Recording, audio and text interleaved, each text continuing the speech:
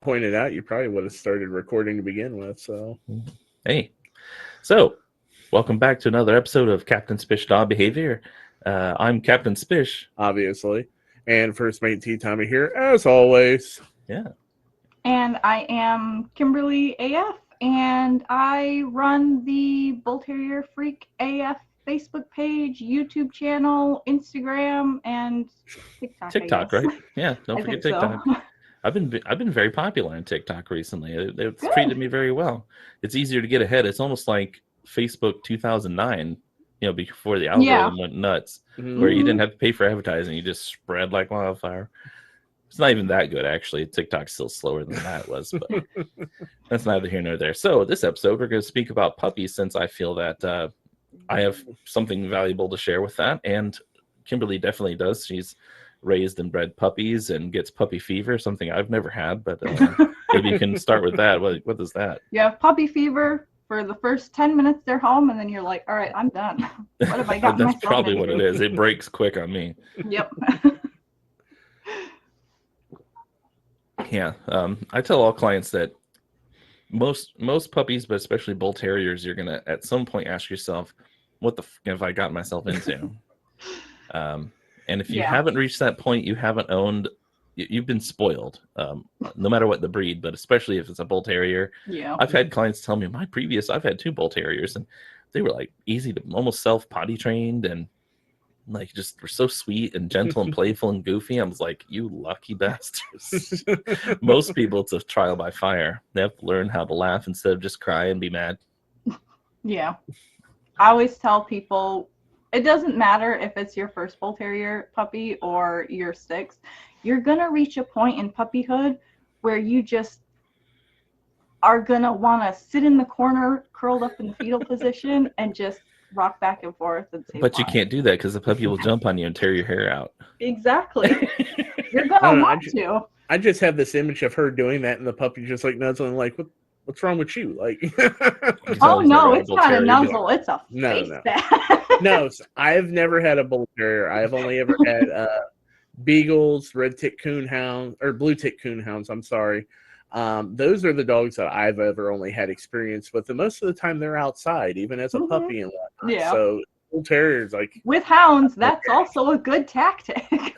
Oh yeah, that's where they belong technically. That's what they're supposed to be. So yeah, with bull terriers, is like raising really sweet, adorable velociraptors. Just without the claw toes, they don't need it. They have the crushing jaws. So I have a lot of experience in like raising kids. Like I helped raise my nephew. We had family friends that had huge families that I helped take care of their kids when I was a kid. And having a bull terrier puppy is extremely similar to taking on an actual child. Like my sister, and when we were growing up as kids and we had puppies, I don't ever remember any of our puppies being like that. Like my sister's toy poodle puppy, when she lived at home, was never that like that. Her bulldog puppy was never like that. But with bull terrier puppies, it is very, very much like raising a human child. The type of intellect, like they look for, it's almost like they look for trouble, but I won't say that necessarily because I think they're more innocent than that. They have their impulses and curiosities, and they're highly observant. So they're trying to pick at everything and mess with everything, and they want to put it in their mouth just like a toddler. Yep. They really are exploratory and busy. So you're very, very busy, and so if people just aren't ready for the constant maintenance and attention, and they're not ready for the think ahead. I think like the bull terrier, like, oh, if I were them, I'd pick on that corner over there, and that paper is going to be in my mouth. So puppy proofing is on a whole nother level with them, I feel. But let's talk about puppy proofing a bit. So what do you do at your home for puppy proofing, or do you do any puppy proofing? I do very similar to like what you were saying earlier about just for the show. Preventing, really. Just kind of, I do a lot of, I I hate to use this, but I don't really know what else to call it, but kind of almost like a crate rotate situation, except like I have baby gates in literally every doorway almost in my house. I have a baby gate in my kitchen, baby gate in bedrooms, bathroom, everything, and it's constant, kind of rearranging puppy Zones. from room to room, as we go along, depending on their energy. My kitchen is kind of like the safest puppy-proof area.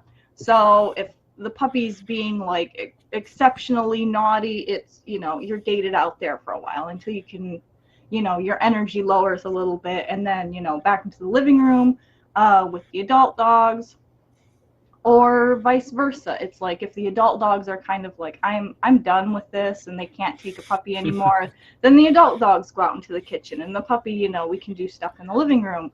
And a lot of it is just about kind of preventing, not only to prevent them from doing things, but also because it just kind of saves your sanity. It saves you from, messing up and making a mistake and getting really, really angry and frustrated at something that could have just as easily been prevented by not allowing them to do that. Yeah, and that's what I bring up with clients all the times. The rule of monitoring tolerance. So you have to monitor how thin your tolerance is getting. You have to watch how thin the other participants, which would be children, adults, other dogs. Who else is wearing thins? As an adult in the dog world, in my opinion, as an adult and as a leader, that's one of your main jobs is to maintain the peace and the mentality of the group, which means you have to monitor absolutely everyone and not forget about yourself to make sure no one's buttons are being too pushed and everyone knows they're supported and listened to, so no one feels the need to take a job that isn't theirs and police and control another. And then and you don't. I think it's the biggest mistake you can make with your puppy is going off the handle or pushing yourself too far, and letting the puppy push you too far. And I tell clients all the time, stop, be silent, breathe, calmly bring the puppy somewhere else. If you can make it do something for you, like sit or tap your hand or any kind of behavior, because I tell people whatever you put in the crate gets stronger. So I want an obedient, calm dog that's looked to me and knows and connects with me to get stronger in the crate. So that's what I try to get the most out of them, is be calmer, look to me the best you can, and do something for me, even if it's just being calmer. Sometimes that's the trick. And go in the crate, and I need a second to remember you're just an innocent dog and not trying, that you don't know I have buttons yet, and I don't want you to learn I do. Yep. Those buttons should be protected. But yeah, our whole life revolves around dogs so much that the entire house is forethought about dogs and what they could get into. Not as, but like when we get a puppy in, it's going to go a little bit further, because there's definitely some things that I wouldn't have out for a puppy, like certain wires and little things. But that'd be easy to deal with, because adult dogs usually won't mess with those things. But I still predict that adult dogs might hurt themselves and stuff. And once again, another reason why, knock on wood, I haven't had a $4,000 zipper surgery yet. I've had broken bone surgeries, 2 of them. Ooh. Have you ever had your bull terrier break their leg? So far I have not had any broken bones or emergency surgeries. I did have with Clarence's mom. She gobbled up a cat toy one morning, but we were able to get her to throw it up. Thank God. I think I remember that. That's, is that Nichols? Was it Nichols' Clarence mom, or is it Druid? Druid there, that's right. Yep. I get them confused, even though I kind of know who they are. That's me in names, though. I'm just... I mean, you were telling me that at the beginning that you're terrible at names. No matter how much I care and try, I can't remember. If I'm not around you at least once a month and talk to you, your name is going to get confused with someone else's name. I'll remember your face and the details of who you are, but that's it. Okay, but seriously, how confused can you be on her name? It's literally Kimberly AF. I can be confused. I can be confused AF. That's confused. Kind of what that's what you be. I know so many Kimberlys, and so most Kimberlys wind up being my friends or someone I care about. So it just gets very confusing. I have a lot of patterns in my life like that. But anyway, so puppy proofing. You do zones. for your puppy proofing, where you make sure that the particular rooms, and that's smart for the average person, I think. Not saying you're average, but to make sure you take at least a room you're going to spend the most time with that puppy and make it as clean and controlled as possible.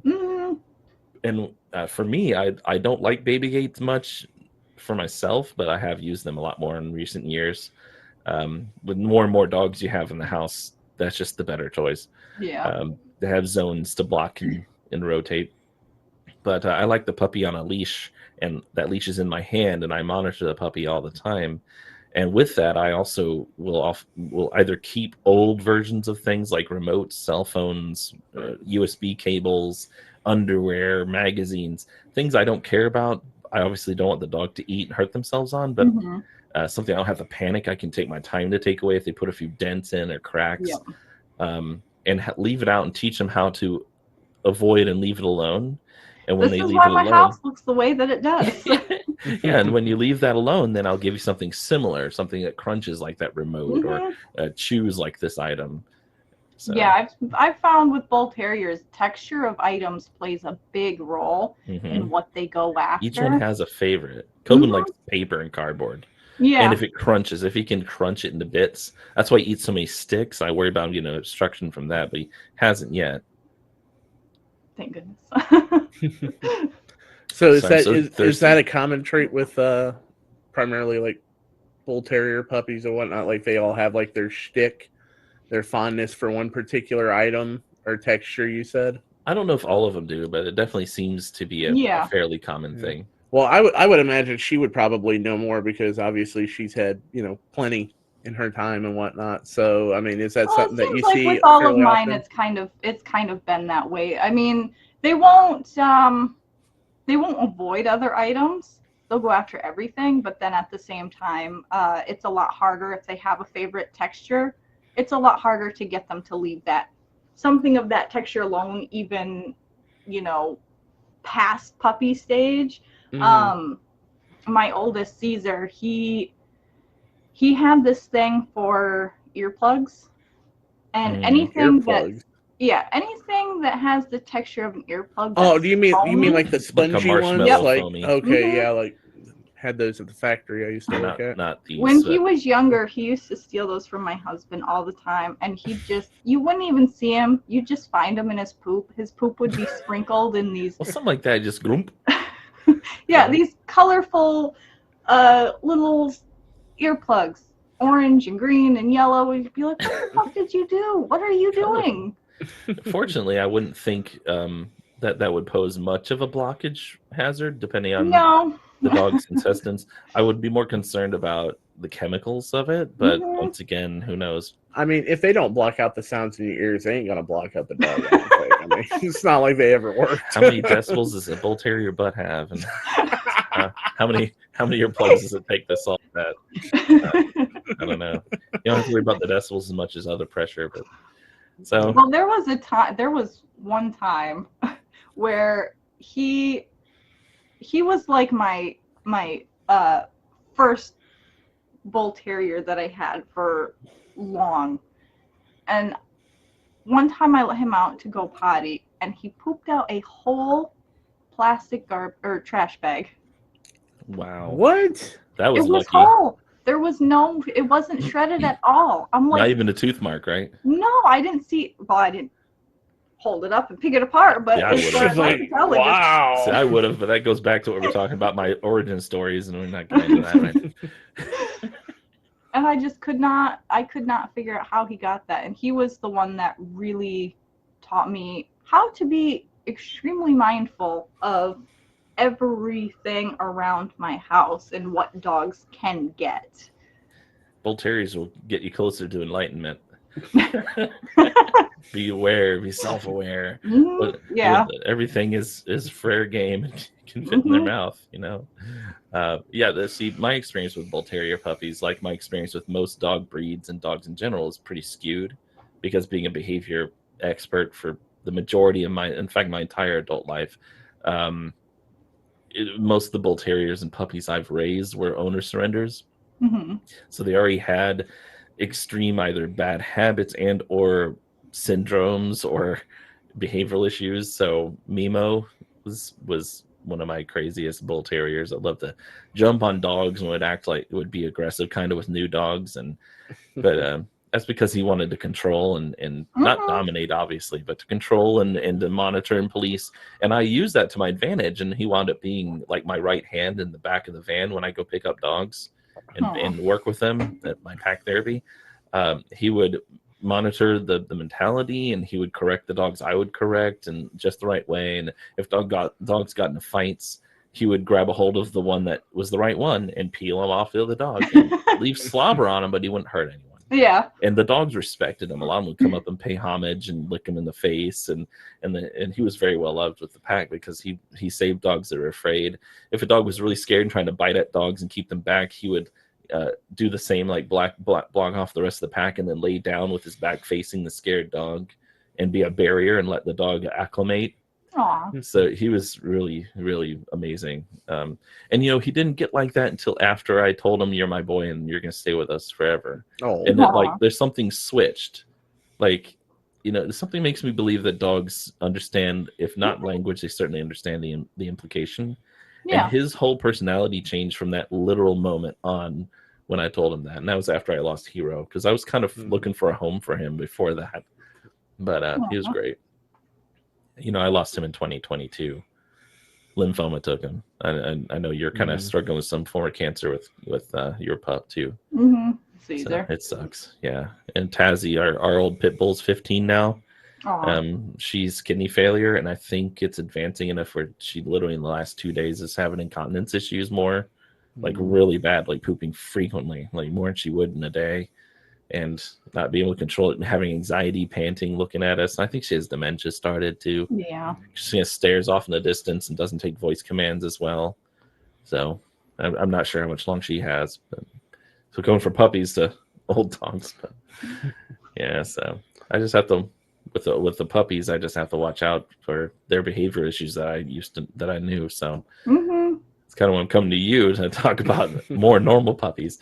So what's your first concern when you have a puppy, when it first comes in your home, like, or even beforehand? I personally, as somebody, I actually focus more on, like, there's a lot of people who I see that tend to focus on obedience stuff when they bring their puppies home, things like sit and down and things like that. I tend to focus more on manners and learning how to communicate with me and how to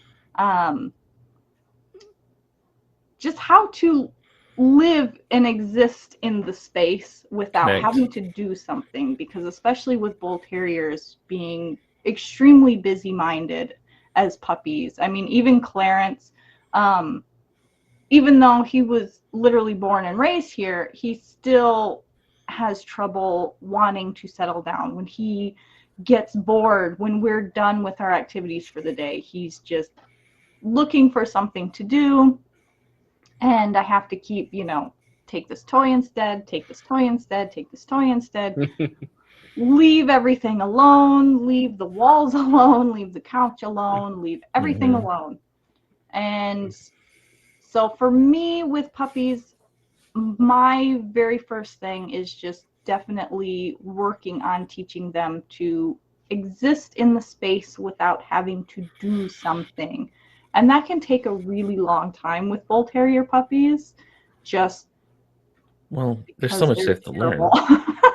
They have to learn to manage themselves, to accept the amount of activity they're given, to know how to be silent and peaceful. See, to me, all of what you're describing is what I teach clients all the time as well, and it's something I touched on about in the didn't we have an episode about training versus behavior? Yes.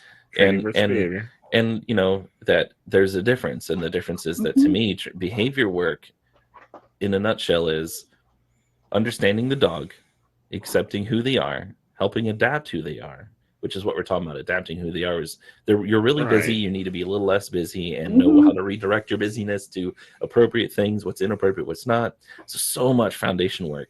And to me, training is what you build on top of behavior work. And behavior work is the stable mind in yourself as the handler, then a stable mind and a stable way of communication between you and the dog, and knowing expectations. So not just the dog knowing your expectations, but you knowing your dog's expectations and needs, and adapting to each individual, and not being rigid, and knowing that each individual is going to make you relearn, like, this individual needs to be communicated this way with this intensity for these reasons. And so it's you learning a whole new individual and them learning you, and you grow and blend together. It's like brake pads seating into a rotor.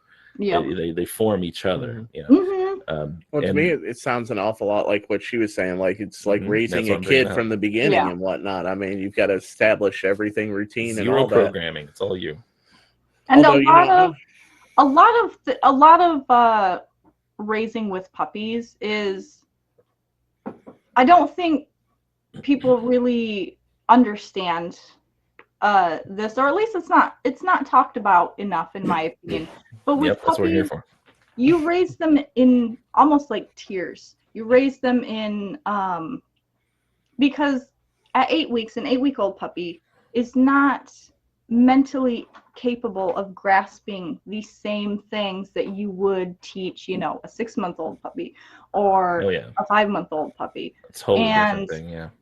When you're raising a puppy, if you can look at it in slices like that, like, okay, well, we want to get here when they're an adult dog, but they're not capable of grasping that yet. So we have to start at the first tier in what they are capable of grasping. That's why I like the building analogy. You have to bring in the building materials.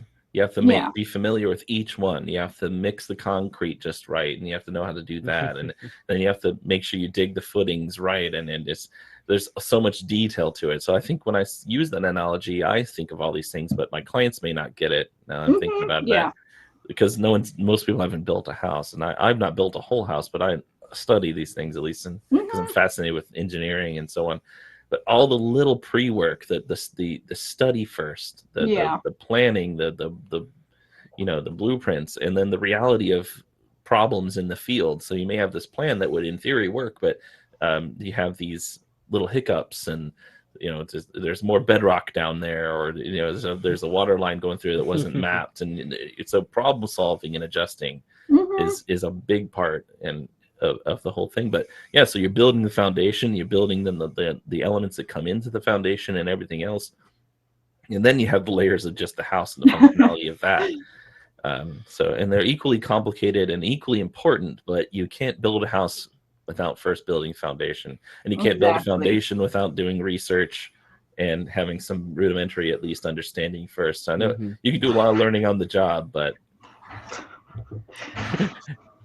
that's like someone laughing back there. God, cat. No, I was gonna say it sounded like the cat was getting into something over there. Is what it sounded like. I don't know what he's doing. He was raised by bull terriers. He's a very strange cat. This is Gumball. Yeah. You like Cartoon Network shows like I do. I'm a big cartoon fan, and my wife is too. So what was the recent name you came up with? And Clarence, duh. Yeah, Clarence's name is from the cartoon Clarence. It's one of my, when I first saw that, I was like, I'm not going to watch this. This kid looks annoying and kind of dumb. See, y'all make those references, and I remember the Cartoon Network of old. Oh, I do that too. I mean, I'm older than you. Yeah, but Space Ghost Coast to Coast, and Dexter's Lab, which is an antique now, basically, and so good. Blues Foster. The imaginary thing is old too now compared to. Well, I mean, it's still newer though. It is new. We're talking like the original What a Cartoon, Powerpuff Girls, but Meat Jam, and Two Stupid Dogs. Old now. Two Stupid Dogs was a great one. Yeah, absolutely. How did I forget that one? I don't know. You're the dog guy. I was always offended with I think I was always offended by the name. I was like, I've known very few stupid dogs, but I've certainly known a lot of stupid people. But this is offensive. This makes no sense. But anyway, those are pretty stupid dogs, though. But Clarence the cartoon was great though, because I was like, I'm not gonna watch this. This kid looks annoying and dumb. But I started watching. I was like, this kid's awesome. He's weird. He's funny. He's intelligent. Intelligent in the way that most people wouldn't think of as intelligence, because he's obviously kind of dumb in some ways. Yeah. But that's just innocence. And it's a perfect Bull Terrier name because they're just like him. They think outside the box. They surprise you. They'll ruin your house. They probably mostly talk with a lisp, I would imagine, if they could talk. Right? And this is forever optimistic and making friends and very engaging. So yeah, it's like between the two of you, it's like I'm simultaneously afraid and intrigued to ever own a Bull Terrier. It's like that's exactly where I want be. to, but then at the same time, you should be scared, excited, and worried if you think about having a Bull Terrier, because those are appropriate feelings. Those things bring about good intelligence for you to think and understand what you're getting yourself into. Right? Yeah. No, not in my apartment. Absolutely not. Bull Terriers plus apartment typically would be not a good thing, in my opinion. I mean, it can be done, but you better have God level experience of behavior to deal with that.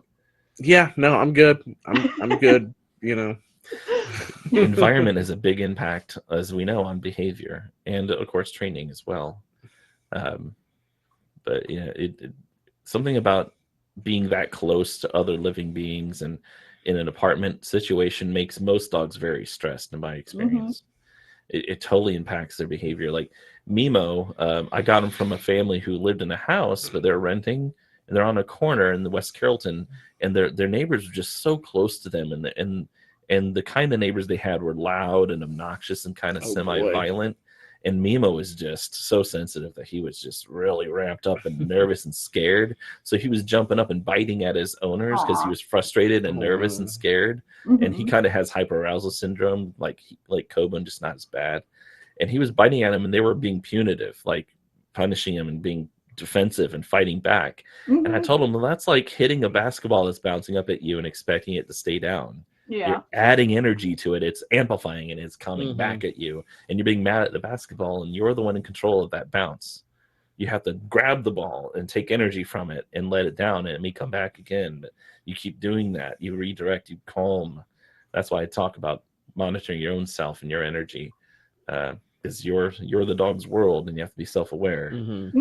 But I just couldn't get them to quit. Just like Coben, I couldn't get them to quit being defensive and scared of their dog. And they're not bad people, and they're not bad dog owners. They're just making a really bad mistake that snowballs. It keeps coming back at them, and I just couldn't break the cycle. They couldn't break the cycle. Because at that point, you have to tell them, well, you can't be afraid of being bit. That's just a part of it. You have to accept it. If you don't want to be bit worse, and you don't want to ruin your dog. And that's hard to tell a client. Well, just don't be afraid of something that's rudimentary, something to be afraid of. But that's what's going to take. You have to be braver. You have to be more Bull Terrier than them. Simple as that. But yeah, so potty training. What's your experience with potty training, and do you have any tips or tricks? I know I have my ways. I'm sure there's a lot of people out there who probably want to know this, because Lord knows that's like number afraid 2. to do. I think number 1 question about puppies, and we'll get to this next, is the biting and the nipping and the jumping, which with Bull Terrier especially is, it's not trying to be a Bull Terrier episode, but I mean, this is our experience based, and I think they're an extreme version of what other people may experience. And then potty training, and then probably with puppies, the next thing would be chewing on things. So, but so what is your overall technique like? How do you approach potty training? My opinions on potty training are that it's not training. It is, I mean, we have to eliminate. Like, that is a bodily function. That is something that you have to do. And that not all of us have control over all the time. For various reasons. And it's not something that your dog is just like, well, I'm gonna take a shit on the floor.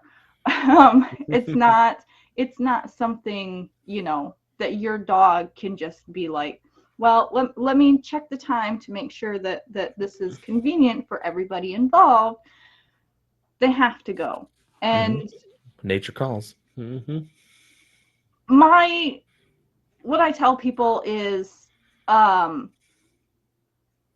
potty habits are largely conditioned. So, like, for example, if you could imagine going to a new person's home and they're like, okay, we don't use the toilet.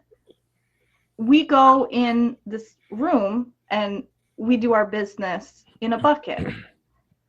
If you were to go in there, your body your body will literally clam up because it's not a toilet. Mm-hmm. And that is conditioned. Your body is conditioned to eliminate on a toilet. Like that's what you're used to, and you can actually clam up by going anywhere else. And it's kind of I had that problem the first time I had to do it in the woods. Yeah, That like squatting down weird, and just like your body's like, don't do it. This is the right place. Yep. It's Your like this body warning is bell. automatically going to try and shut that down. And it's the same with puppies. And if your puppy has been eliminating a lot on the carpet, when you take them out, they are going to kind of have a much harder time because their body is telling them, no, we don't do this here. We do this inside on the carpet, or we do this inside on the floor. Yeah. So my potty advice is you don't have to punish them. You don't even really have to praise them. Some puppies I've encountered have been kind of shy. If you're like, go potty, yay, and kind of flooding them, and they'll be like, oh no. They and that's don't part want of to what I do said about that. adjusting your conversation with each dog. Yeah. Mm-hmm. And just get them where they need to be. And that's it. That's it. That's potty training, is getting them where they need to be when they need to do it, being on their schedule, because they're babies. They're literally babies, or even adult dogs that like rescue. They don't even know how to read their signals from their own body. Yeah. I tell clients they don't even know when they have to go potty until it's like now. And so helping them learn that, helping you learn that. So my approach is, well, first we need to condition them to tell us when they need to go. But when they're a really, really tiny baby, it's just before and after. That's my rule. So after you wake up, you go potty. Before you come back indoors, you have to go potty. After you're done playing, you go potty. Before you play, you go potty. Before you eat, after you eat. You just looked at me funny. Let's go potty. It's just like anytime you start conditioning yourself to say, how long has it been? What did they just increase activity? Did they just wake up? Are they about to go to sleep? So you before and after all of that, every single time. It's just the more you get them out, the better, because the conditioning, the prime conditioning, you go outside more frequently than you go inside, and then you learn outside is appropriate. So I have worked with dogs that have what I call puppy mill syndrome. Yeah, it's something I kind of coined, that where their den behavior, they're very clean. Like most dogs are kind of pre-programmed not to go where they sleep and eat. And if they potty in their crate and they have no problem with it, and it's just constant, that's been broken in them. They've been conditioned accidentally. That's where you go. And then it makes it even harder for them to learn to go outdoors where they're vulnerable and exposed. It's better to go where they're comfortable and warm. And I know a lot of dogs that like to potty on soft surfaces versus hard ones, which really frustrates people because I can mop it up over there. And but I usually come in with clients that already have a problem with a slightly older dog. So I tell them, first and foremost, we need to teach them how to tell us. So if they're pottying on the floor, I tell them, scold them a little bit. You don't need to like go any further than that. Like, no, just express that you're displeased, that this makes us upset. And I tell them, go get a paper towel and a treat and come back, and maybe even a poop bag if you're really squeamish. Pick up whatever it is, soak up whatever it is, pee or poo, and take them and it out quietly outside, and place the urine or poop outside and show it to them very calmly, and then praise them in any way that they accept. So and give them a treat if they can, and then you go inside and either bring them inside and put them in the crate, or leave them outside if you feel safe doing so, and clean up with enzymatic cleaner that area. And anytime they pass by, you scold them again. That doesn't belong in here. It goes outside. And then you can bring them to you, or take them to the bell on the door, whatever it is, whatever way you want to teach them to tell you. And then take them outside. So you smell where you had pottied. That tells me you thinking about potty. I'll show you how to tell me that to take that outdoors, and we go do it. And if they're whining in the crate a lot, act as if they have to go potty, even if you know they don't. Oh, that's how you tell me that you need out. Let's go outside. Oh, you didn't need to go? Let's go inside. So you give them very little attention, be very dry about it, so they're not getting too much of an added benefit, But it's just seeing how the dog sees what you're communicating and what you represent to the dog, and what they're associating with what. That's really the core of training and behavior to me. Another tip that I always give people is for either puppies or rescues is anytime they go near the door to, you know, even if they're just walking near the door, sniffing around the door, take them out, because that's how they learn that that door equals the outside. I used to, I had a puppy in an apartment just before we moved out of the apartment, and it was an upstairs apartment, and I had to carry him down the stairs because it was like open face stairs in the side and the back, and he couldn't go down those stairs on his own, and he had such a hard time learning where to ask to go out until I started, every time he'd go near the door, it was right out, and I would let him step out the door until we got to the top of the stairs, and then I'd carry him down the stairs. And that was how he was able to make the association with the door going to the outside. That's true too. I do that as well, and I didn't really think about it. Yeah, like they need that association to know where the door is, and especially like with rescues, if you bring them in, because I've had people, you know, where they tell me that they're frustrated because they got this rescue who they were told is potty trained, and then the rescue, as soon as it comes in, pees or poops on the floor. But not every layout of a house is the same. They don't. Not every door looks like a door to them. Yeah, it's, you know, you have to teach them where the outside is. They may know where the outside is, but if they don't know which door is which to go out and ask, then they're just going to go because they have to go. And I tell people when they adopt dogs that that's what they need to look out for, is that every dog, when they come into your home, no matter their age or what they've been taught, is going to have a potty accident for a variety of reasons. They may not feel comfortable telling you they have to go potty. They don't want to draw attention to the stranger that they're now in the house with, that they don't know.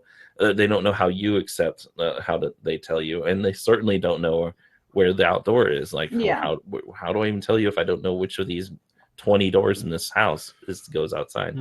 So yeah, you have to be patient. Accept the fact that when you bring a dog in your home, there's going to be an adjustment period, and it's going to include pottying.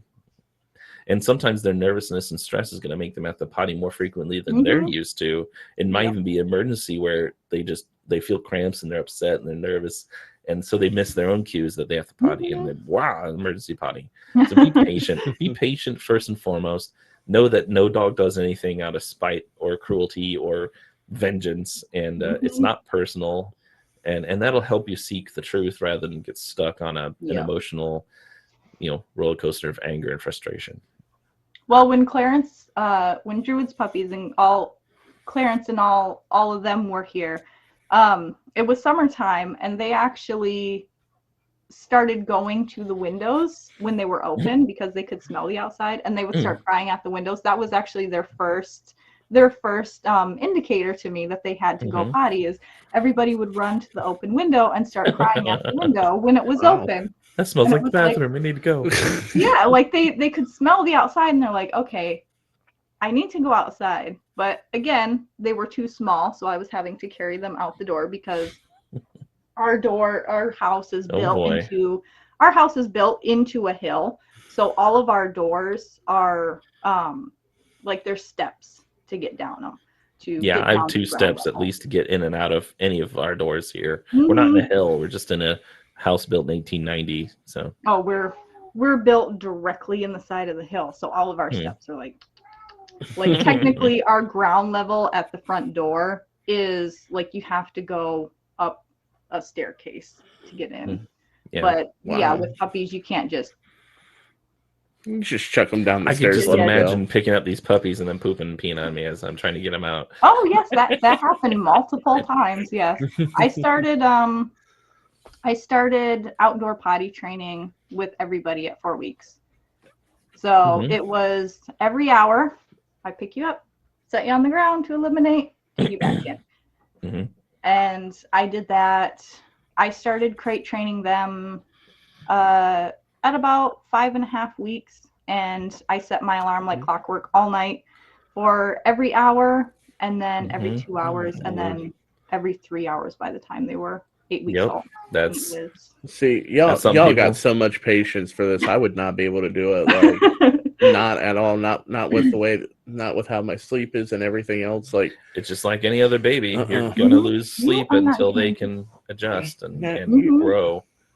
You see, now I don't have that problem because my daughter knows when she gotta go to the bathroom, she goes to the door, she paws at it, everything else. I take her outside, she's done with her business. I ain't gotta worry about that. She's old enough now to use the poop bag. Oh yeah, she can do it herself too. Everything else. Does she lift her leg though? No, she squats. She squats. She's 5. She squats. She's not that flexible yet. This is my tree. Yeah.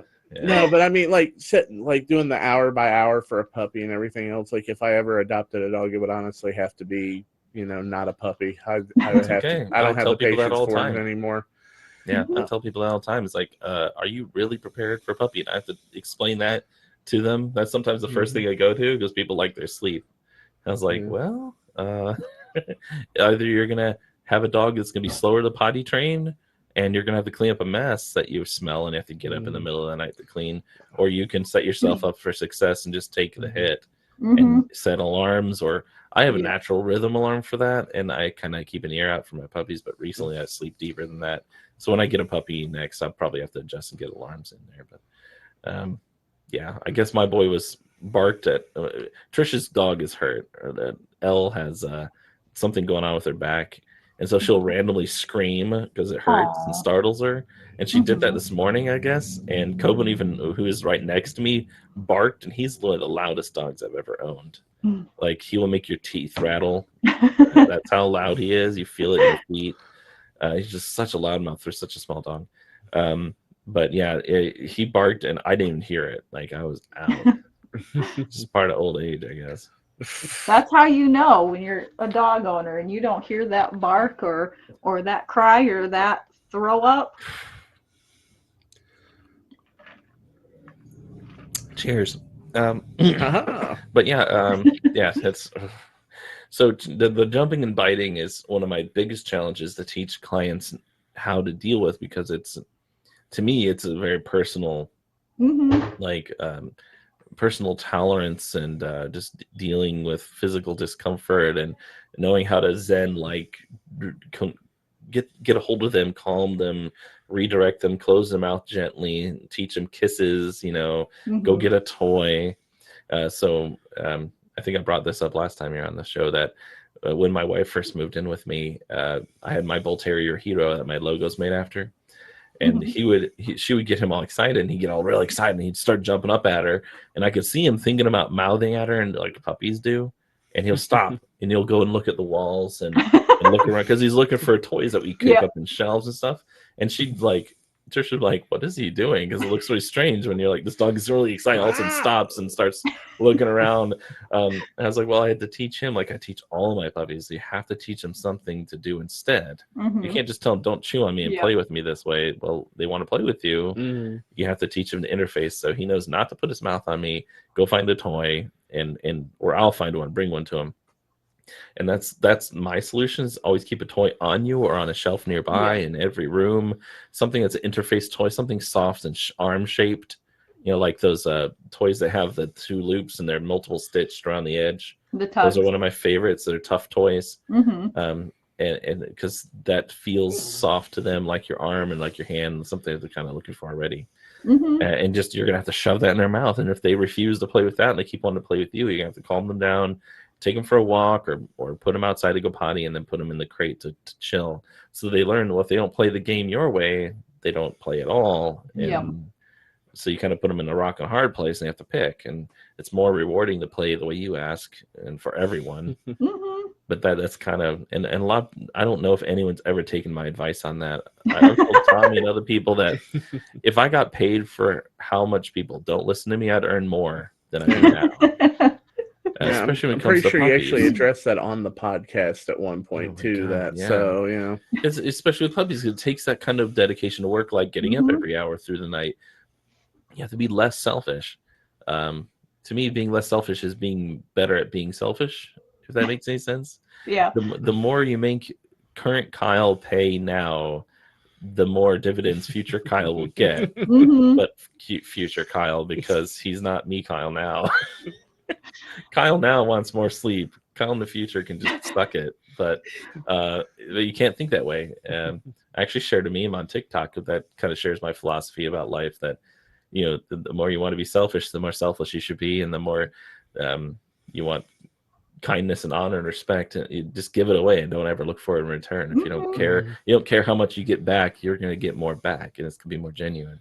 But that's kind of puppies are that in a nutshell. They're a whole bunch of pre-work where you just really screw yourself in the moment.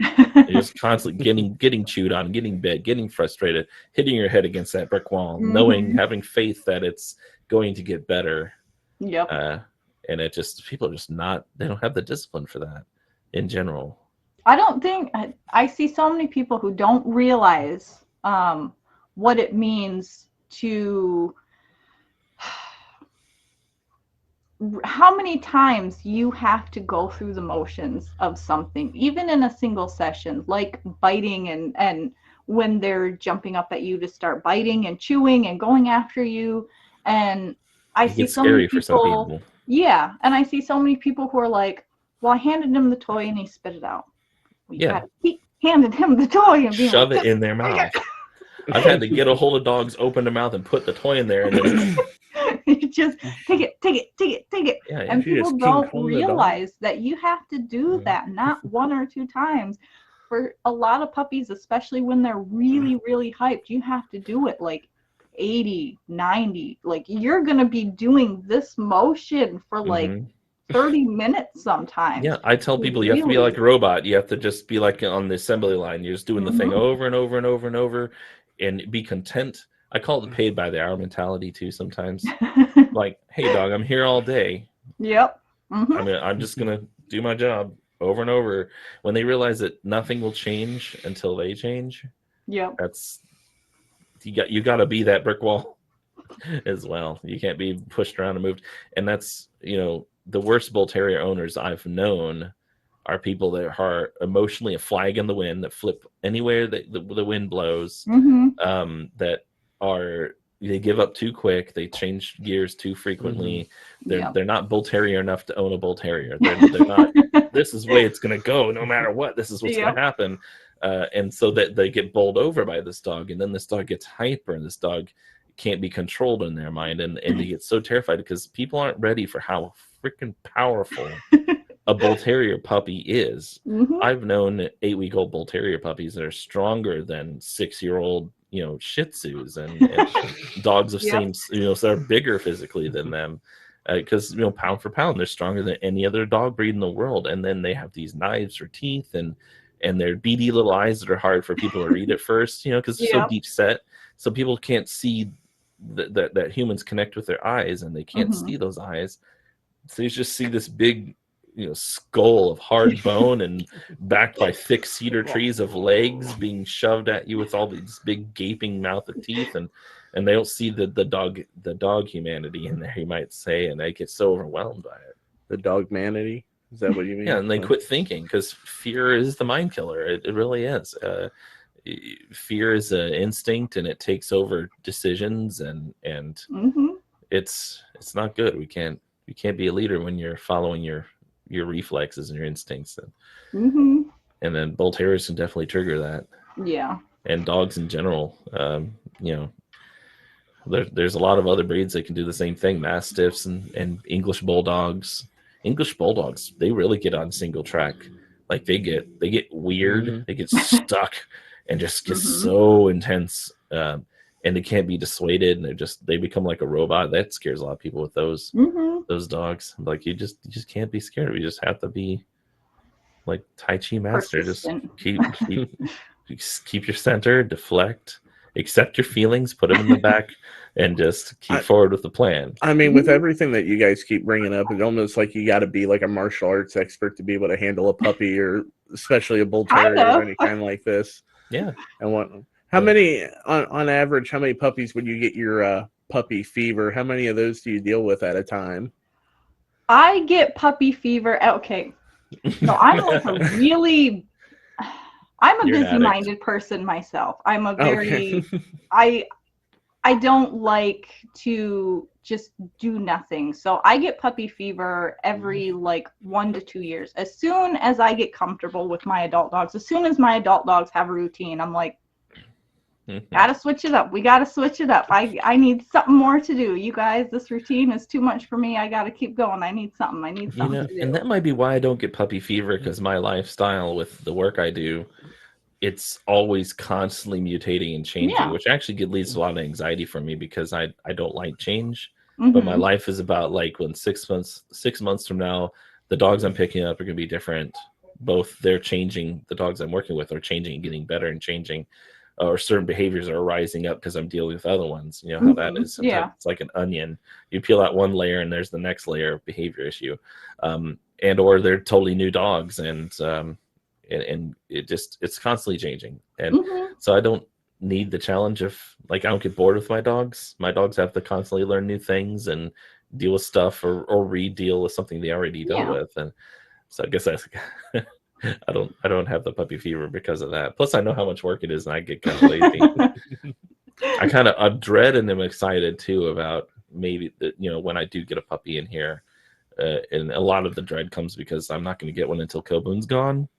So that's going to mean, first and foremost, I'm going to be a wreck, and in not a great place, and I'm going to need a puppy, and I'm going to have to deal with my loss and pain, and deal with teaching the puppy and all that work. So I'm just getting older and it gets harder.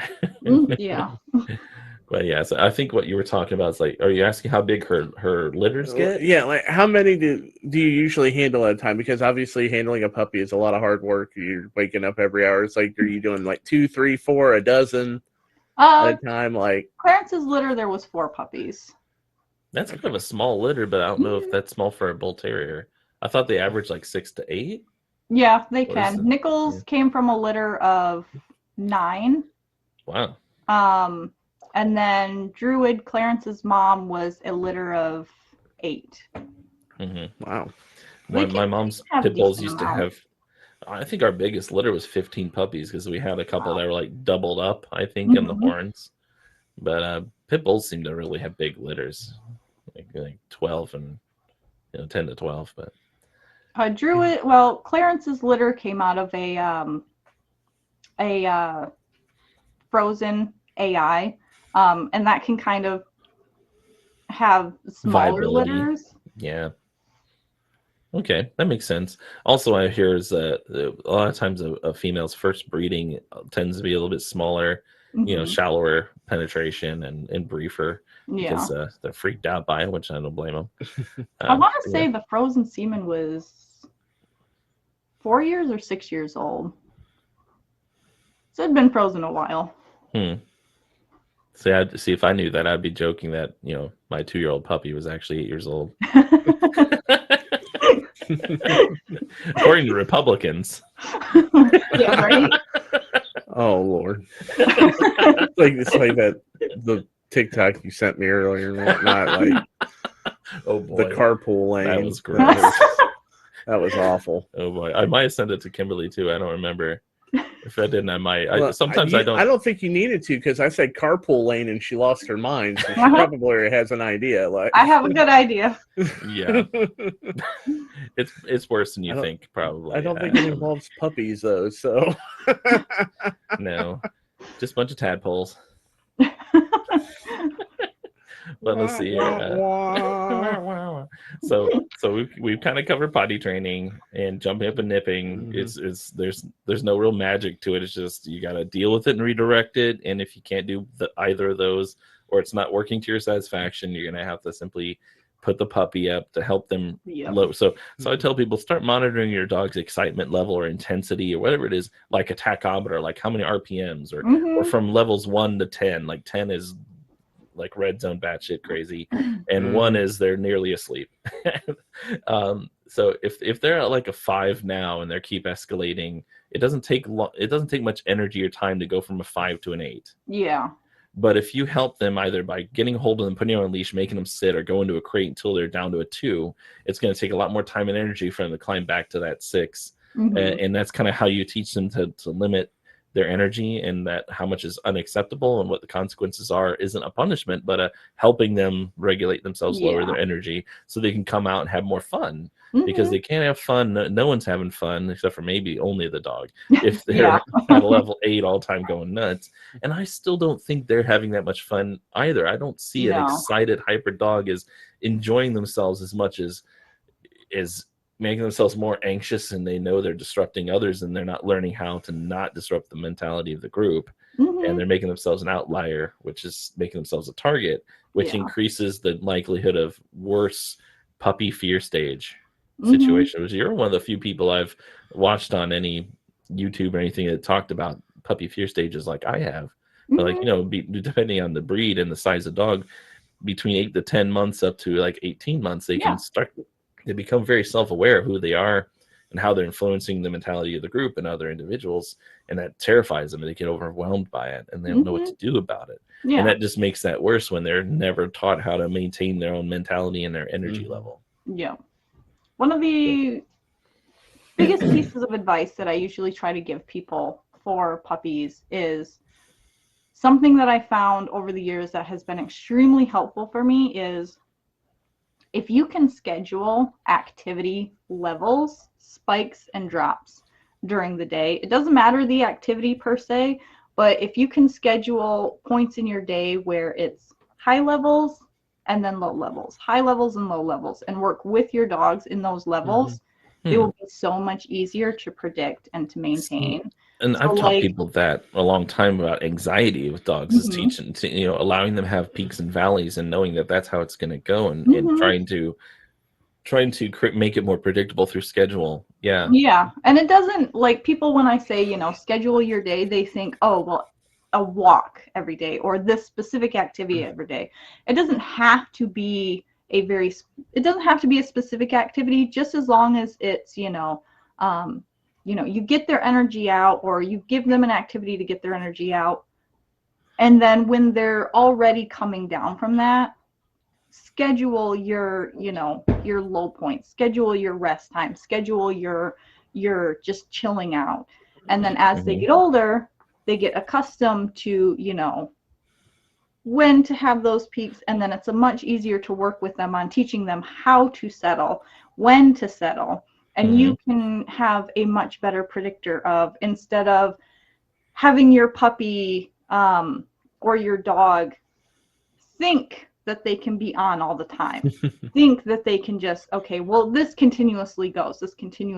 I never have to pay attention to a down point, or I never know when a rest point is, or anything like that. So there's a possibility that I could just go all day long.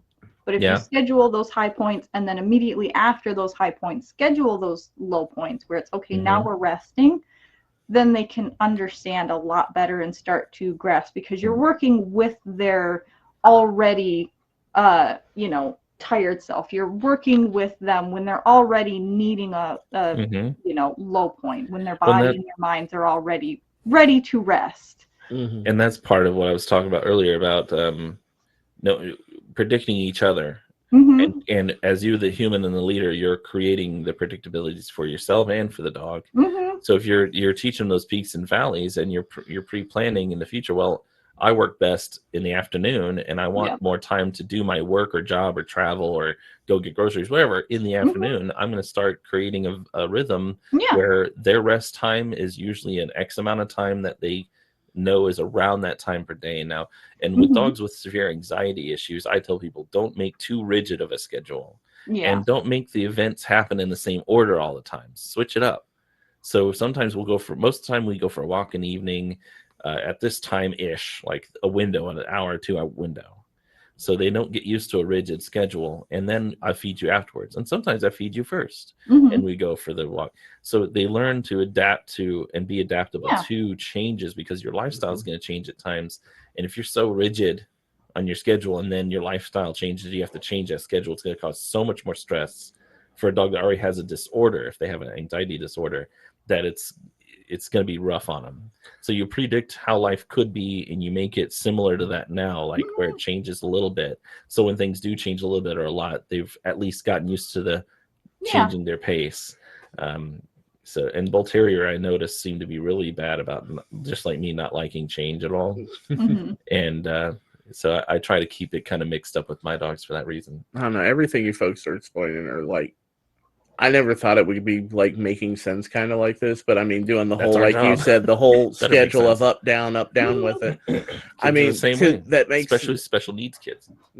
Exactly. So it's like, you know, looking at it from my perspective, not really, because all I ever knew of puppies was growing up is, oh, they're cute, they're sweet, they're energetic. I ain't got to worry about any of that. A lot of people, that's their experience with puppies. Yeah, I mean, so that's all I had with it. But it's like taking what you're both saying. I mean, a lot of it makes perfect sense on why you would want to do that and why you would want to gauge and, you know, change the behavior with it and all that with doing the up and down. And you want to create tools and ways of communicating and training things and tricks that you want to, that you could see in the future could be useful for possible future issues. And you're teaching them now when they're young, impressionable, low energy, smaller, or in situations where it's not as intense or scary. So if I know that if I meet a wild dog that wants to attack us out in public, I'm going to want my dog to look at me and sit and wait and let me deal with the dog. Then I'm going to teach them that in my house now when they're 8 weeks, 9 weeks old, or 2, 3 months or 4 months old. I just know if I ever get puppies, I'm dealing with you two. I'll have you on one phone, I'll have you on the other, and be like, what am I doing here? Help me, what do you think? He's like, I'm just, and if I can't handle, I'm just gonna call her. Like, so how much to send this little her up to you? See, that might be a good thing to bring up too about puppies. And a lot of people just automatically think about when the dog gets old enough, I'm sending him to board and train. Yeah. My opinion of board and training is it's mostly a scam.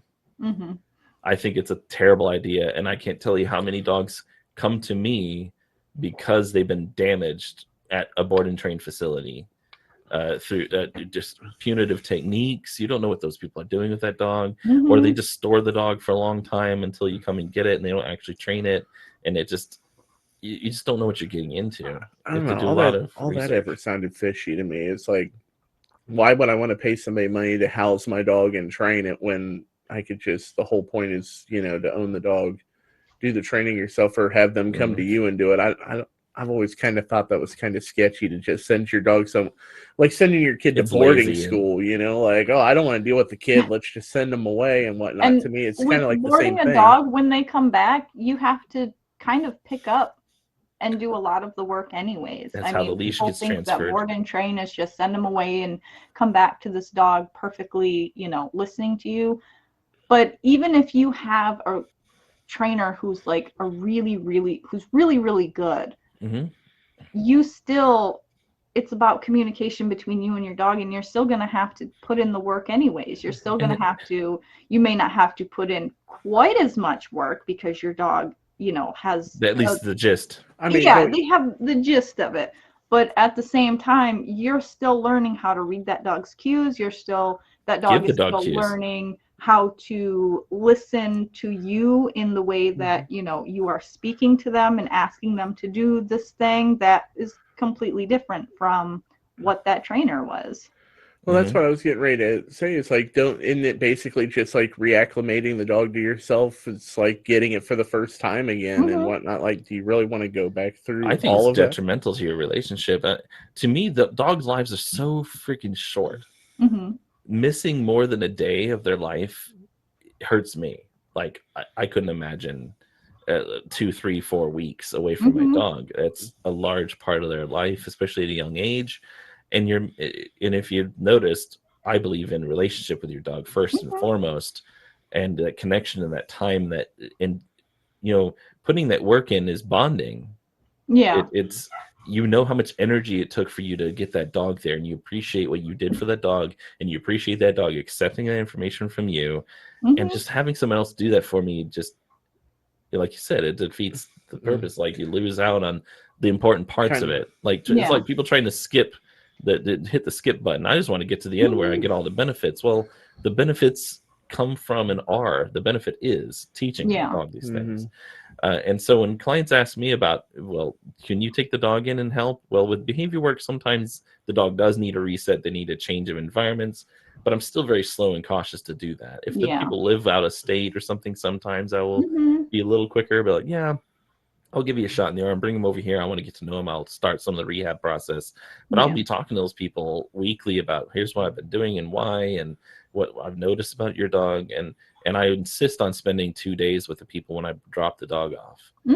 So I have to still be in driving distance or somewhere. You have to pay for my travel, my hotel, and I want to spend 4 or 5 hours with you the day I drop the dog off, and then I will come back and spend a few more hours with you then, and make sure you can answer any questions, and for you to be overnight and be through the day with that dog. And I'll hang out even afterwards somewhere else in case you have an emergency or you need questions.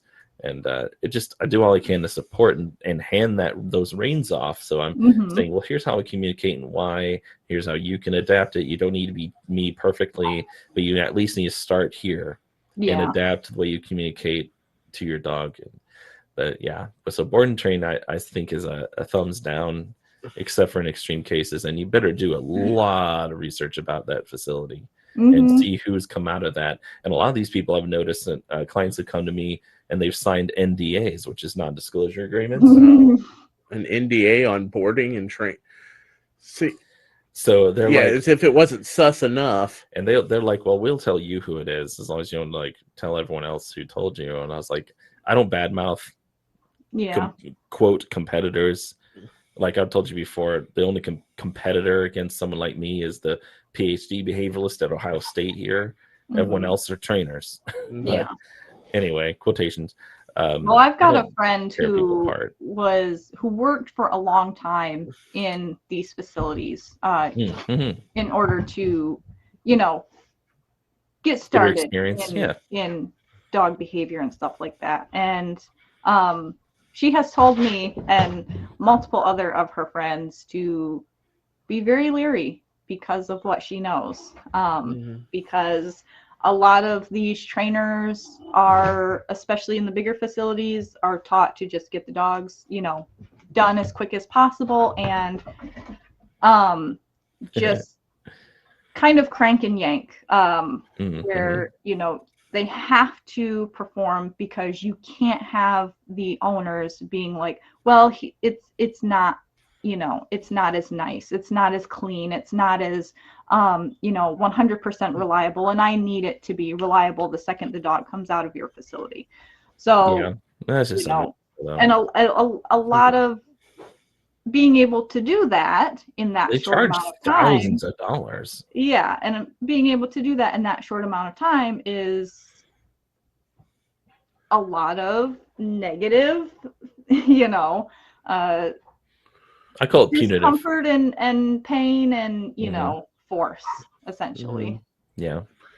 Well, I mean, to me, and the way that your friend describes it, I mean, they're acting just like a basic business. I mean, we got to keep the revenue coming in, so we got to get these dogs in and get them out as soon as possible so we can get the next batch in and the next batch and so on and so forth. I mean, and as a business, because I don't think Kimberly does behavior work technically professionally. No. But as a business, that's something I constantly have always struggled to make sure I make a balance, make sure I don't create unrealistic expectation in clients, but I also have to, at the same time, have to encourage them and let them know there's hope. And I have clients asking me sometimes, well, do you have any guarantees? What's your warranty or your guarantee? It's like, no one in this business should be giving you a guarantee. Number one, first and foremost, you would have to sign paperwork guaranteeing me you will listen, comprehend, and execute everything I say. So you're going to be just as slow to guarantee that as I would, because those are unreasonable. At that point, they'd just be, well, have a good day. We'll see you later. And so if you guarantee me that, then I can guarantee we'll have some results. Will they be the results you're demanding or wanting or hoping for? Probably not. Maybe not. And I'm usually surprised by, maybe I'm too pessimistic, I'm surprised by my clients and the dogs, how well they improve. Because I have what I consider realistic expectations, which are very awesome and still to some people would be like extraordinary expectations. But through experience, I know I can get them at least to here. And then I see the people and the dog blossom to here. And I'm like, yes, you took what I had to say to heart. You expanded upon it for yourself. You made it real to you. That's what my goal is. And so most clients do that. And I'm very impressed. But yeah, there's no guarantees in this. And as a business, you have to be realistic and also encouraging. and make sure I don't thin my own self out to the point where not only I'm lacking quality. I was thinking clarity, but quality of my work, and I can't sacrifice that for quantity for income. So I have to balance that with how much I charge. But not price myself out of the business or make it so people that need my help can't afford me. It's very, very difficult. It's hard to make this a career because of so many factors. But when you're doing things that's right about my own life, my own quality of my own life too, which impacts the job as well. I say with any good successful business, I mean, in practice it should always be quality over quantity, no matter what you're doing. And a lot of places don't. I mean, any kind of business, a lot of them will sacrifice that, especially if they know they can make a quick buck super fast and get their profit going. Well, there's pressure from the clients too, where they are going to compare you in prices to other similar service, and so you're trying. The pressure from the client is for you to be done quicker, do better than anyone else, to portray yourself as superior to others. And just do the rat race, and I refuse to do that, and I confuse some clients. I'm like, look, I'm cheaper than these other guys that don't do anywhere near as well as I do, or half as the work I put in. And I'm fine with that, but these other people you're comparing me to aren't comparable. And I have to tell people all the time, I'm not a trainer, I'm not an obedience trainer. I come in as a remedial issue, like psychological problems and fear and anxiety in people and in the dogs, and how that's interfacing with each other. And it's very complicated, it's very stressful, it's very dangerous, it's very nuanced. And I'll deal with dogs in the country that no one else will deal with. I'll deal with dogs that have bitten people in the past that are probably going to bite me, and I have to, and other trainers, behaviorists won't deal with that, and I don't blame them. But there's this balance about all that, and I've had to tell clients, well, you can't compare me to those people. I'm an apple, they're an orange. And if you say your dentist could do your heart surgery for a quarter of the price, you could do that. Still and doesn't mean you should do it. May be successful. They are a doctor, but it's not wise to have a non-specialist work on something that requires a specialist. Yeah, is it bad that my teeth and my chest are hurting right now because you said that? Like, I'm sitting here like, And that's the thing too, that there is a connection between tooth health and heart health. But that doesn't necessarily mean you want your dentist doing your open heart surgery. And also, let's flip it around. I would not want the best heart surgeon in the country doing a tooth extraction and fillings and other things like that. The human organism, and any organism, is too complicated for any one person to do it all well enough to do it all.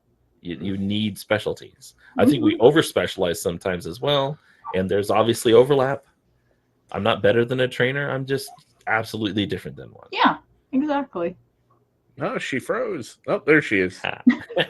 It was weird. It was like a really bad Japanese dub. Like you were like this, and it's like, yes, of course. That is exactly accurate.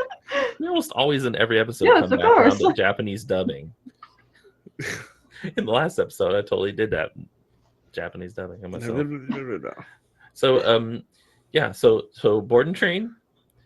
We've dealt with potty training, jumping up and biting, chewing on things we've kind of bumped into a little bit. Well, I mean, that kind of goes along with the whole biting. The jumping and biting, it's a similar solution. Correct them for it. What I use sometimes is like cayenne powder on certain soft surfaces, because it's unpleasant to the dog, but it won't injure them. I was just getting ready to ask you, like cayenne pepper, that's not going to like injure or harm the dog. It's not acidic. I mean, it's not pleasant to the dog. It's my last attempt to help. It's like the end where this dog's gonna damage furniture and break off teeth and get an obstruction. It's better that they get a little pepper in their mouth. And I've had so much, like only 1 in 3 dogs respond to bitter spray negatively, like where they don't like it.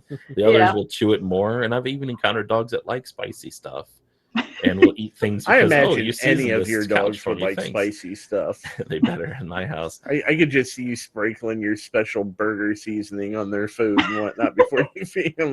But the solution I have to chewing up things is, like I already referenced, well, control how many things they could chew up that they can encounter. Put down what you do want them to encounter and watch them and correct them. So that's how I see it. But some people are like, well, that's too simple and that doesn't make any sense. I'm like, sorry. Sometimes it's hard work. Sometimes simple is the best example. The best way. It doesn't have to be complicated. Although puppies are obviously complicated and I don't want to deal with them. That's my takeaway. That's my takeaway from this one. Is puppies are complicated and I want nothing to do with it. Honestly, that's valid. I mean, I'm dealing with my own 5-year-old kid. I don't. And you know what? That might be on top of that. That might be one of the very most important things about puppies. This topic I could bring up is just that, like, just like with anything, like what breed you want, or if you want a dog at all, what if you want a puppy or not, if you want a rescue or not. Do your research and know what you might be getting into, and be honest with yourself, with your partners, which would be anyone that's going to live in the home with this dog, and have them be honest with you too. And be like, look, even if you're like, hell no, tell me. It's okay. You have you should express that, because everyone has to be dedicated and all in. Otherwise, this isn't going to work, right? Especially the primary caregiver of the puppy, which is likely to shift. Sometimes, this is going to be my dog, and I'll take care of it. And I'm sure everyone else better be prepared to pick up the slack, because this is a living being that needs your help. It doesn't have opposable thumbs. It needs someone to care for it. So be all in or don't do it, and accept people's opinions or like hell no. Because I mean, I like animals. I like dogs, like cats, but not for me. Borrow them from somewhere else. Go visit me. Exactly. To see that my dogs and get your fill and leave. I wish more people would do that. Just get a photo of your favorite breed. Get a stuffed animal of your favorite breed. I would prefer people do that than just be excited, introduce a dog to their family, and then, a week or two later, well, we can't afford the dog, we got to get rid of it, kind of thing. It's like you got to plan for something like that. You can't just dive in, and it's like, well, they treat it like a robot or a car brand that, I know that make and model is cool. Well, this is a living being. Each one's going to be very different. It may be within the parameters of that make and model to some extent, but it's still going to be not that other dog I don't know. I'm not a fan of the Honda Shih Tzu myself. And you don't know how much work or what kind of work and what kind of relationship that someone had to have with that dog to make it that dog. And a lot of times people don't even know that about themselves and their dog. Like their dogs just always seem to work out because of their personality and the natural innate abilities they have for training and connecting with dogs. And even they don't know to warn someone, well, I had to do all these things to get this dog the way it is, because to you, that's just what you do with dogs. But to a person come like Tommy, that's why I like Tommy to be my co-host. He's I don't know Jack. a good base average person that has no real experience with dogs, but some, like most Americans, and has a good, valid approach and has good questions that, I think an average person may want to ask. Because that's important. I hear my dogs are getting out to go potty right now. Trish is getting everyone out to go potty. That, and honestly, with my work schedule, it wouldn't be viable anyways, because I'm on the computer on the phone with customers from 9 a.m. to 6 p.m. My schedule changes daily. Depending on how long a call is, I might not even get a break. So if I've got, a dog I'm trying to take care of and I can't get them out, I can't give them the attention they deserve. And sometimes after work, I've been on the phone till I get off at 6. I've been on the phone till 8, 8:30, almost 9 at night. It's like by that point, it's like I don't want to deal with anything else anyway. So see, and you're that unfortunately is a reality for most Americans, which means fewer and fewer Americans are appropriate homes for dogs. And even cats need more attention than that. So sometimes people can't even have a cat. I'll be honest. When I had my cat over there, I was gonna say I'll be honest. When we got our cat, because we just brought it in from the outside, like it trained itself to use like the litter box and everything else. I'm like, how is this possible? I don't understand it, but I'm down for it. It like is either a pet of someone else's, and I have had cats that just automatically knew that's where I go. It's I don't know. We ended up taking him to the vet when we had him, and he was only like a few months old. Something had to have happened to him though, because like most of his tail was gone too. Like he's a real short tail. It didn't look like it was like maliciously removed or anything like that. It was just like I'm not even sure what kind of cat he is, but I mean, he's still around now and whatnot. But that can happen with cat litters. That the mothers chew the umbilicals off and sometimes disembowel their kittens. And sometimes they mistake a tail for an umbilical cord, especially new moms, and they may gnaw it off. So it actually becomes almost surgical, pretty clean. And because it happened at such a young age, it heals. Right. Yeah. So I mean, that was my first experience ever with a cat too. Was 3 a.m. in the morning. I'm going to Walmart to buy all these supplies for it because my kid and my wife at the time didn't. They're like, oh, we can't put them back out there. Like, all right, let's go to Walmart. And then get told the next day, by the way, you two have to figure out how to potty train him, or we're getting rid of him in a week. Like, I didn't even want him to begin with. Like, how'd this fall on me all of a sudden? Then he did it himself. I'm like, yeah, I got this. I know what I'm doing. I'm a good cat owner. So I tell you what, a puppy learn how to potty train itself. I'll be down for that shit. If he can get the door or use the toilet like that cat in Meet the Parents. The cat that can flush the toilet and everything else. If the puppy can do that while I'm working, I'll buy you food every day. Sure, I got that. That might be something to bring up as a slight caveat with the potty training thing, where I don't agree with using puppy pads, but I do also at the same time know there's some situations it's required. And smaller dogs often can't hold their potty as well as bigger dogs. I don't think puppy pads really work, and the only experience I had with Teaching that a dog is to potty in your house is all I see it as. Yeah, my friend Charles, when they first had their dog, they used puppy pads, and that place reeked so much. It was like, what's the point? Dog potty in your house. Yeah, I mean, exactly. You have to clean it up very frequently and clean the whole surface every single time, and not a great solution to me. Yeah, I don't know. I saw them doing it, I'm just kind of like, it doesn't seem right to me. But so, is there anything anything else you think people would want to know about puppies in general? And we're not talking about breeding puppies, but well, yeah, patience. Like when with any puppy, you're probably going to hit a point where you just don't know if anything's getting through, but it probably is. I mean, as long as you're being consistent with it, it probably is. And as long as you're getting even the smallest results when they're young, keep going, and eventually you're gonna get to a point where you're like, oh shit, that was getting through this whole time. How did that happen? Yeah, I have to tell clients all the time that behavior work and training too, sometimes it's about shaving off thin layers of the behavior, shaving it down bit by bit, moment by moment. And I have to remind people that sand dunes that are 30 feet tall are made of little teeny grains of sand. And if you see that each of your little progresses with that dog is a single grain of sand, you will create this nice mountain of good behavior. But that's sometimes how tedious and intense it can be. And patience starts with stopping your own thoughts and reactions and literally taking the time to think. Because as humans, our brains are set up to auto react, because the brain is the most costly organ that anything it possesses. It takes so much more calories and energy to engage and logically tear things apart and think, and that's why so many people don't. They just react, and they're based on their feelings, because we're built to do that, to survive. But you have to stop that instinct in yourself to just react and literally make yourself stop and engage that brain and see things from up here. What are the mechanisms at play? What are the feelings at play? And how's the best way to communicate to this dog for this goal way over here, but all these little teeny corrections right here and now. And that's kind of how it, like a cone of a flashlight. It's a small point of light here, but it covers a wall over there. And that's how behaviors work. And you have to aim that. And little teeny corrections here make a big difference in the future. And just think of it, that's what you're doing. You're creating a development of a being and the way they think and feel and react. And it's based on how you think, feel, and react. And you want to do all that in conglomeration to be the best experiences they can have. I think I really liked what you shared, I think, this morning on TikTok about you always want you want your dogs to always have trust, and that's never broken as long as possible, that they can feel free to explore and engage you and look to you and trust you that you got it. And that's why I have to tell people that that's how because I have people like, well, how do you have a bull terrier work with aggressive dogs? Wouldn't that ruin them? They're so sensitive. And I was like, well, number one, I make sure they're old enough that their personality isn't going to be heavily influenced by incidents that may occur.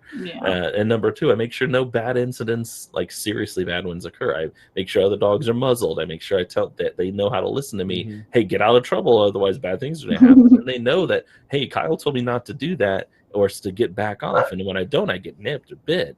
But if I listen, nothing bad happens. So I better listen to him. So it's that relationship, that trust, that connection, that Kyle sees things. He understands what's going on. He listens to me. I can tell him when I see things, and he knows what to do about it no matter what. And to me, that's just raising a puppy or having a child, is that they can look to you, listen to you, and that you'll listen. You may not know everything, but we'll work together to make the best result. And that's puppiness, in my opinion. Puppiness. It's a good word. Puppiness. But you see the optimism you can have when you raise a puppy. All the work you put in makes such an impact to tune and form an individual to work perfectly with you in your life to the best of their ability, which is something you miss out on when you get an adult dog. But there's a whole nother way of getting reward when you get an adult dog. And adult dogs can adapt and change to you as well. And it's about you adapting and changing as well. Is that Clarence? That one is Druid, but Clarence is crying. Someone's saying, hey, I want to do something, I'm bored. Because he's crying now. Yeah, she's trying to tell you her puppy is having a problem. Yeah. Yeah. I've never owned siblings or a child and a parent, puppy or dog wise. Does that influence it? When Druid was Nichols is Druid's aunt. So Nichols is Clarence's great aunt. And then with Druid, I wasn't sure how she was going to take to motherhood, because she was always just like this completely carefree, reckless, it doesn't matter what I do. It's fine. I can do whatever, and everybody will always love me. I kind of got that impression. She was like that. That's why I heard you were breeding her. I was like, oh boy. And when she had puppies, it was like she has taken on the mothering role. So almost to a fault. She actually would not correct him at all. She would not correct any of the puppies. If they were chewing on her too hard, she would just cry and lick them while they were chewing on her. Making her trying to request that they stop, And she tried to nurse Clarence until he was like 4 months old, and I had to stop her. Yeah, she had no limits. Yeah, that's a good-natured dog, though. It's kind of the downside of the really good-natured dog. She doesn't have her own boundaries. No, but I've had to step in and be like, okay, you know what? That's enough. Like it would be so much nicer if she would just tell him off when he's being an absolute brat and just like not leaving her alone. She won't. She will not. She will not tell him off. So I have to step in and be like, okay, that's enough. That's too much for her. You need to calm down. Yeah, and that's the thing I think the final thing I'll bring up about puppies is that you have to do a lot of surrogate work. Even if the mom's present, you have to go in once again, and to maintain the mentality of the pack and teach respect and teach how to read cues. Hey, if she's looking at me and she wants you to stop, or whatever you're doing is inappropriate, even if she doesn't have a problem with it. I don't want you. I know other dogs wouldn't tolerate that. So you have to think about the future and then think about what the behavior they're doing is, if it's appropriate or not, and knowing how to interfere and to correct those kind of behaviors as well. So just all about that forethought in the future, right? Yeah. So anyhow, if you don't have anything else to share, if you have any other questions, or Tommy does, because it sounds like Clarence needs to go potty. It's been an hour. Everybody's. And my dogs are getting out too. I have some boarders that don't want to go back in the crate once they come out, and Trish isn't comfortable shoving them back in there. And that's something too. If you're not comfortable pushing a dog in a situation, don't do it. Yeah. Especially if you can avoid it. So. No, I think we covered a lot of good topics with puppies and everything else on this one. We got a general. I mean, without having an actual case study to do the specifics, I think we got some pretty good general information out there. especially stuff I've not heard from anyone but you or myself. So it's good to Yeah, have it seems like we're kind of on the same wavelength, I think. Yeah. That's Booch. He's being sassy. Told you he's the loudest dog I've ever owned. And he talks about everything. So I don't know. Maybe Trisha's out with some of the smaller dogs. But anyway, since our puppies are complaining, I think that'll be pretty much it. So yeah, this has been the Captain Spish Dog Behavior Podcast. Thanks for having me on. Yeah, but make sure if anyone needs help, yeah, there's Gumball. If anyone needs help from me, you can contact me through text or call at 937-245-0656, or you can reach us at our website, captainspishDogBehavior.com. And please like and subscribe and share and everything. That goes for you too, Tommy and Kimberly. And we've been talking to Kimberly AF from Terrier Freak AF on YouTube and everywhere on that you can find on social media. But pretty sure she just owns the trademark on Bull Terrier Freak at this point. Like, hell yeah, man. She's probably gonna get it tatted across her shoulders. Yeah, logo and everything. But I'm Captain Spish. I'm Tommy. And this has been the Captain Spish Dog Behavior. We'll see you next time. See ya. Bye, guys. Bye. Bye.